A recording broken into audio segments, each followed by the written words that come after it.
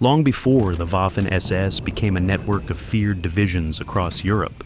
One formation stood closer to Hitler than all the others. Leibstandarte did not begin as just another battlefield unit. It began as a political bodyguard, a symbol of personal loyalty, and one of the clearest examples of how the Nazi movement turned devotion into armed power. December the 17th, 1944, near the Bonnier crossroads outside Malmedy, Belgium, American prisoners captured during the opening phase of the Ardennes offensive were gathered in a field, held under guard, and then shots began to tear through the crowd. What happened there would become one of the most infamous episodes associated with the Waffen-SS. And attached to that memory was one of the most famous names in Hitler's military world, Leibstandarte. By then, the division had already spent years building a reputation for hardness, speed, aggression, and political prestige. It had fought in Poland, France, the Balkans, Greece, the Soviet Union, Kharkov, Kursk, Italy, Normandy, and the Ardennes. It had been praised inside the Reich as a model SS formation. It had become one of the most mythologized names in the entire Waffen-SS. But myths do not all break the same way. Some are destroyed by defeat, some are exposed by evidence, and some become impossible to separate from the things they were willing to do while still trying to win. That is the real engine of this story, because Leibstandarte was never just another German division that happened to fight well. It was the formation closest to Hitler in origin, symbolism, and political meaning. Its very beginning mattered. Its early function mattered. The loyalty it represented mattered. This was not a unit that drifted into the Nazi system by accident. It was born near the center of that system and carried that proximity with it even after it grew into a large battlefield formation. That is what makes Malmedy more than a dark episode in the Ardennes. It concentrates the entire problem of Leibstandarte into one sequence. Inside Germany, the name had long been treated as a badge of prestige. The division stood for elite status, personal loyalty to Hitler, and the idea that the Waffen-SS represented a harder and more reliable kind of soldier than the ordinary army could produce. Outside that world, the name could mean something else. By 1944, Allied troops and occupied civilians were no longer dealing with SS prestige as an internal German fantasy. They were dealing with what these formations had come to represent in practice: ideological warfare, harsher treatment, anti-partisan brutality, a thinning line between military action and criminal violence, and a style of combat that could not be cleanly separated from the political system that created it. That difference is the first fracture in the legend. Later admirers often tried to present Leibstandarte as the purest battlefield expression of Waffen-SS excellence, a military elite that happened to have political origins, but should mainly be judged on armored combat, battlefield performance, and tactical reputation. But Leibstandarte was never just military. It began too close to Hitler. It carried too much symbolic weight. And by the final phase of the war, too many people had learned what the SS name could mean on the ground. Subscribe now so you won't miss the next SS episodes already in preparation, because they connect directly to what this story became. That is why Malmedy matters so much. Not because it explains every chapter of Leibstandarte's history by itself, but because it reveals the ending point toward which the whole history had been moving. A formation once marketed as proof of loyalty, elite toughness, and political reliability had reached the stage of the war where its prestige could no longer protect its name from what that prestige had helped excuse. And once that happened, Leibstandarte was no longer just a famous SS division. It was a case, a symbol, a warning, and the closer it had once stood to Hitler, the harder it became to hide what that closeness had meant. To understand why, the story has to go back to the years before the great battlefield reputation, before Kharkov, before Kursk, before Normandy, and before the Ardennes. It has to go back to the moment when the unit was still small enough for its real purpose to be impossible to miss. Leibstandarte began not as a normal military formation, but as a personal armed guard. That is the point from which everything else follows. In the early years of the Nazi movement, Adolf Hitler depended heavily on loyal men around him for protection, intimidation, and political theater. The movement was built not only through speeches, elections, and propaganda, but also through violence or the threat of violence. Uniformed presence mattered, personal loyalty mattered, visible discipline mattered. A leader who wanted to project destiny also needed armed men who projected control. Out of that world came the earliest formation that would become the Leibstandarte Adolf Hitler. Its initial role was intimate and political at once. It was there to protect Hitler, to represent his authority, and to embody a kind of direct devotion that went beyond ordinary service to the state. That is why the unit's origin can never be treated as a side detail. It was the clearest early example of how the Nazi movement turned personal loyalty into organized armed force. This already made Leibstandarte different from any normal military tradition. Its identity did not rise out of regional regimental history, long service to the nation, or a professional army culture slowly adapted to dictatorship. It rose directly out of Hitler's movement and his personal authority. Even the name itself said so. This was not simply a division of the Reich, it was the Leibstandarte Adolf Hitler, the personal standard-bearer bodyguard of Hitler transformed, over time, into something much larger. That origin mattered in several ways. First, it gave the formation extraordinary symbolic value inside the Nazi system. To serve in it was to stand unusually close to the myth of Hitler himself. Second, it gave the unit a political seriousness that ordinary military formations could not claim. This was not a body created to be neutral. It existed to serve a man and the movement around him. Third, that closeness encouraged later myth-making. Once the formation became militarily effective, admirers could present it as the purest expression of elite political soldiering, proof that personal ideological commitment produced superior combat power. But the same origin carried a hidden cost. A unit built around devotion to Hitler was always likely to absorb more of the regime's political logic than one built primarily around military professionalism. That did not mean every individual member thought or acted in the same way. Historical seriousness requires that distinction, but it did mean the institution itself was shaped from the start by symbolic loyalty, cult politics, and the fusion of prestige with ideology. As Hitler consolidated power in Germany after 1933, the SS expanded rapidly. Under Heinrich Himmler, it became far more than a guard organization. It developed into a vast empire of policing, intelligence, concentration camps, racial policy, and eventually military formations.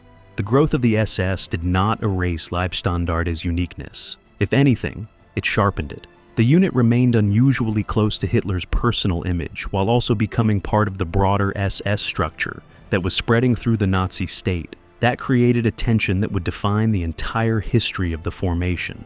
Leibstandarte was both a symbol and a fighting unit. It was both personal and institutional. It was both elite and political.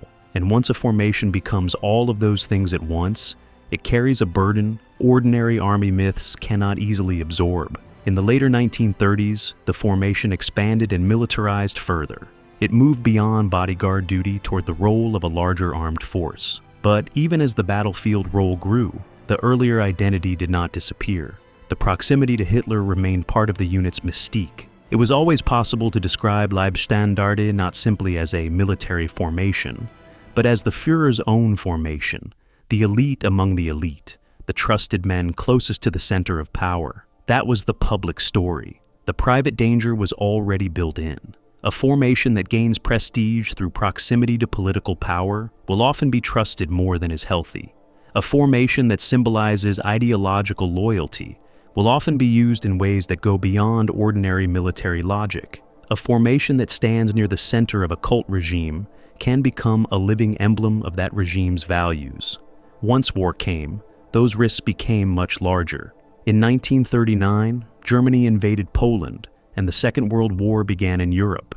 During the early campaigns, Waffen-SS units, including the Leibstandarte, were still developing into major combat formations. They sought battlefield prestige, fought aggressively, and benefited from the regime's hunger for heroic narratives. The Waffen-SS as a whole was not yet the huge wartime structure it would later become, but it was already claiming a special status. Not merely soldiers, but political soldiers hardened by ideology. That is the second fracture in the myth.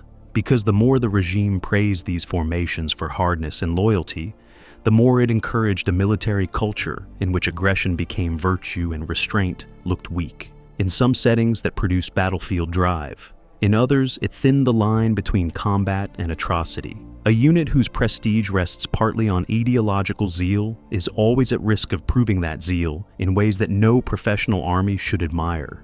Leibstandarte's expansion into a battlefield formation did not erase its political DNA. It spread it over a larger map, and once the unit entered the great campaigns of the war, especially in the East, the costs of that identity began to grow with every year.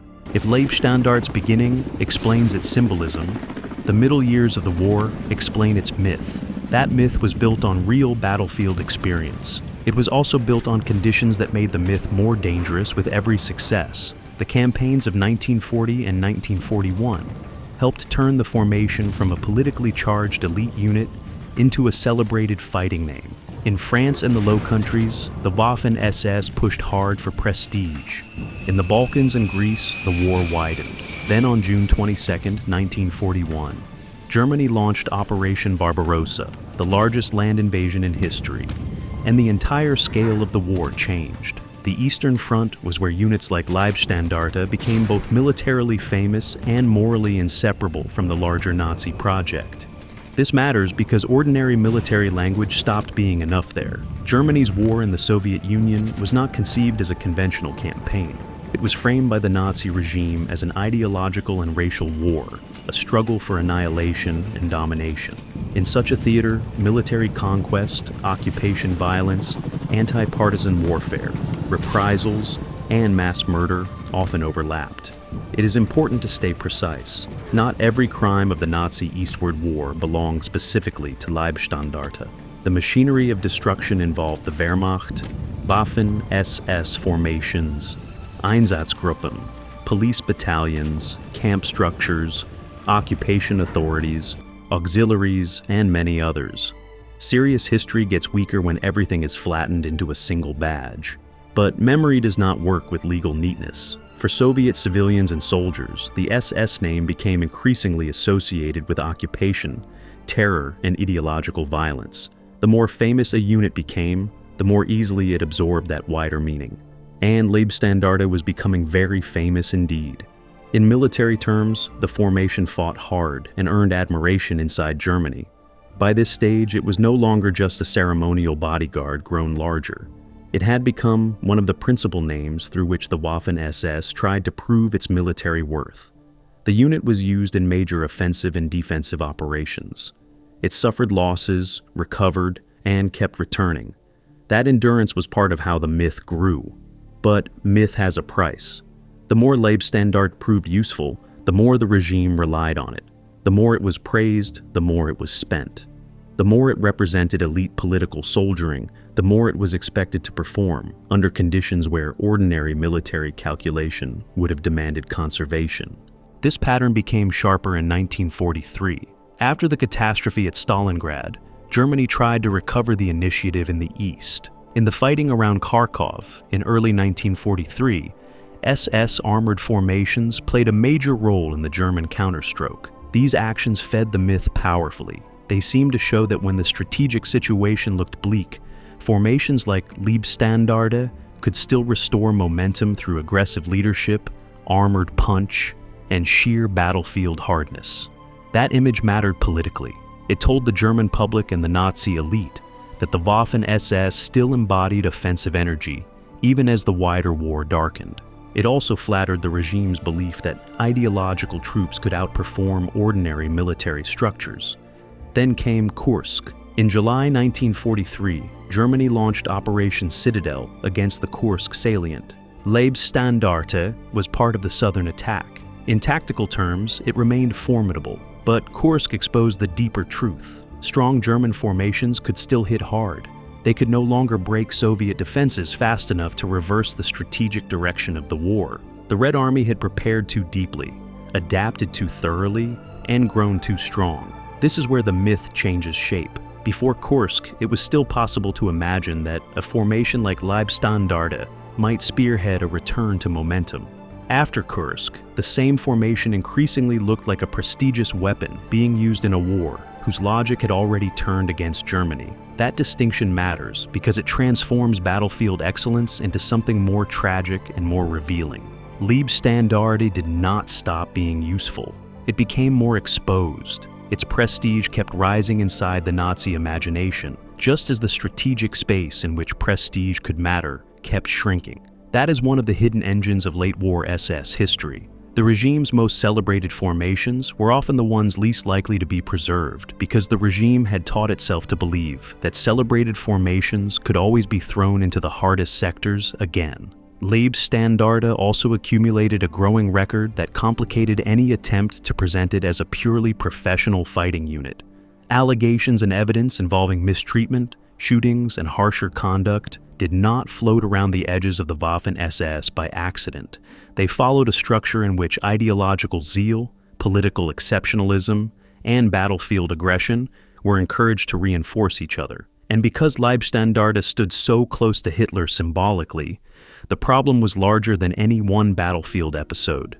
Its name gave the SS a face, a successful face, a glamorous face, a dangerous face. Then, in 1944, the war spread disaster in every direction.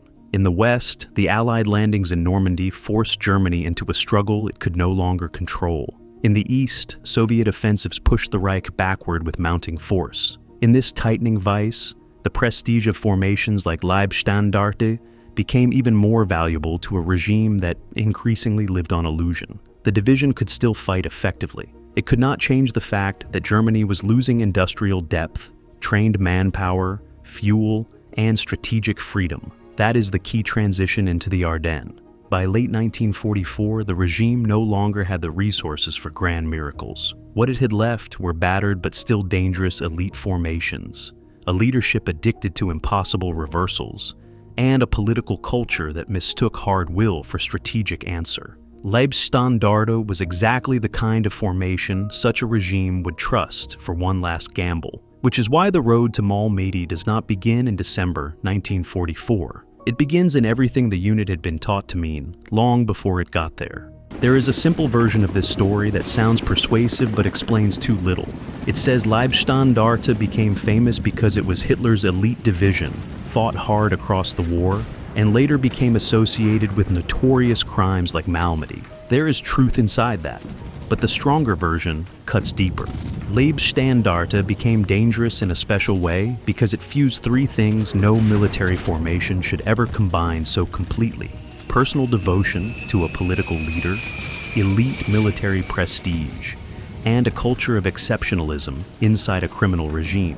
That is the hidden factor that changes everything. If Leibstandarte had been merely a strong battlefield division, its story would still be notable.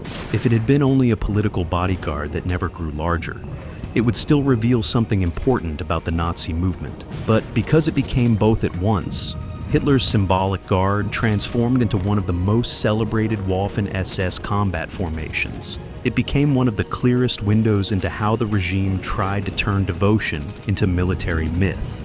This is what later romanticizers tried hardest to blur. They wanted the battlefield reputation without the political meaning. They wanted the armored legend without the personal loyalty to Hitler. They wanted the image of elite soldiering without the institutional world that had created it. But Leibstandarte's very existence makes that separation impossible. The formation began too close to power. Its prestige remained too bound up with ideology. Its symbolic role inside the SS was too central. And by the late war, the memory attached to its name had become too contaminated by what the Waffen-SS had done in Europe. Malmedy is where all of that becomes unmistakable. During the Ardennes offensive, Hitler's regime was attempting one final major counterblow in the West. It wanted to split the Allied armies, seize Antwerp, and restore strategic possibility through surprise, speed, and political shock. On paper, it was bold. In practice, it depended on resources Germany no longer truly possessed, and on a willingness to demand impossible performance from formations still treated as decisive because of their prestige. Leibstandarte, through Kampfgruppe Peiper, became one of the most visible spearheads of that offensive. That visibility was not accidental. The regime trusted such formations precisely because it had spent years teaching itself to trust them. And then came the field near Malmedy. The massacre associated with Kampfgruppe Piper did not just stain an otherwise clean military story. It exposed the kind of story Leibstandarte had always contained, a formation raised on closeness to Hitler, fed on prestige, taught exceptionalism, and praised for hardness had reached a stage of the war where those traits could no longer be admired separately from what they excused. Historical precision still matters here. Responsibility at Malmedy belongs to the men involved in that chain of events, and no serious history should flatten every member of Leibstandarte into identical guilt. But institutional histories are not judged only by individual variants. Names accumulate meaning, reputations gather evidence. Elite status creates wider consequence. That is what Malmedy changed. It made the prestige of Leibstandarte harder to discuss without the burden that prestige had carried. And there is a larger irony here. The very closeness to Hitler that once made the unit glamorous inside the Nazi world also made it harder to detach from the final moral collapse of that world. A unit that had once been able to present itself as the Führer's own elite formation now stood exposed as one of the clearest examples of how the SS myth had always relied on political corruption beneath military language. That does not mean the division was militarily incompetent. That would be too easy and not true. The harder truth is more damaging. Leibstandarte fought effectively enough to build a powerful legend, but that legend had been formed inside conditions that no honest military tradition could accept without contamination. This is why the story cannot end with tactical summaries or armored reputation. The point is not that the formation failed to fight. The point is that it fought as the product of a regime that had already twisted the meaning of military excellence. By the end of 1944, the question was no longer whether a unit like Leibstandarte could still hit hard. The question was what such hardness now meant. Did it mean military value? Yes. Did it mean ideological reliability? Also yes. Did it mean a formation whose fame had become impossible to separate from the wider violence of the SS world? By then, yes again. That is why Malmedy is not just an episode. It is the place where the admired image and the hidden reality can no longer be cleanly held apart. After the Ardennes failed, what remained of Leibstandarte continued to fight in the final months of the war. Elements were thrown into further desperate operations, including the defense of Hungary and the last efforts to slow Soviet advances. Like other late-war SS formations, it could still resist, retreat, and inflict losses. But by then the larger story was finished in the only sense that mattered. The myth had outlived the strategy that once gave it purpose. This is the final payoff of the story. At the beginning, Leibstandarte projected intimacy with power. It stood beside Hitler. It embodied loyalty. It looked like proof that the Nazi movement could turn personal devotion into disciplined armed force. As the war expanded, that image widened. The bodyguard became a battlefield formation. The symbol became a military brand. The political guard became an armored legend. Inside Germany, all of this could be sold as strength. But by the end of the war, the same story had changed direction.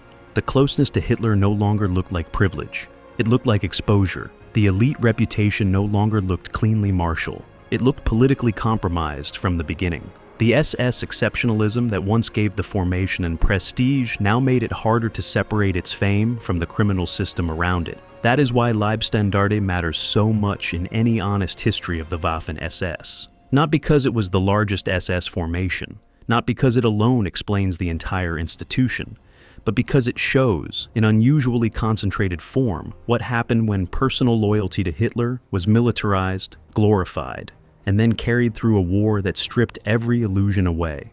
The division's battlefield reputation was real. So was its symbolism. So was the contamination of that symbolism by the regime it served. One truth does not cancel the others. The damage lies in how completely they fused.